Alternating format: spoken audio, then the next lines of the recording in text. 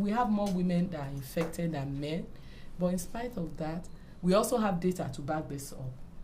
And in doing that, we involve... What's the percentage of women to men? It's about 58%. In fact, the last nurse said 59% of those that are positive. That means we have more women that are positive than men that are positive. Well, that brings us to you, madam. You work with women organization and especially women living with HIV/AIDS. What is the percentage? What's the ratio, and what is it like there in the camp? The burden of HIV is more on women than men. And you know that when a woman is infected, the burden of care rests on her shoulder. The burden of care is more on the woman than the man. Then in the facility, we have ASDA champions. We train some persons, we call them stigma and discrimination champions, who are positioned in the facility to provide care. Now they speak from their own perspective of how they feel it, because they understand, one that is positive is prone to anger.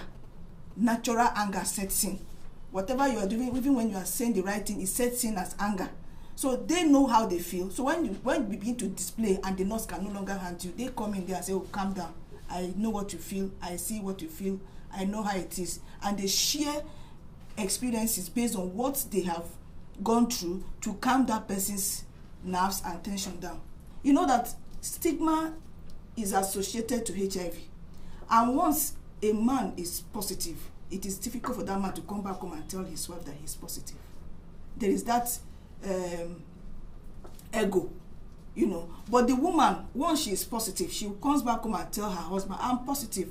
But at the end of the day, it is no longer balanced. The man either asks for divorce, this woman leaves the home, and we begin to have issues around that. Gloria, you are a beneficiary of what we are talking about now. I'm one of the ambassadors in the area of the committee. Young people face a lot of stigma in their family areas, that once one of them is positive, they don't want their family member to know that they are positive. They'll prefer sharing the virus to others while they keep it to themselves. So in that aspect, I used myself as an example to come out and explain myself to them and said, come, you need to do this so that you stay alive, to make sure that for the fact you are positive is not the end of this life. If you don't want to tell your people, fine, but you know how to do to be taking your drugs. Some of them go as far as committing suicide.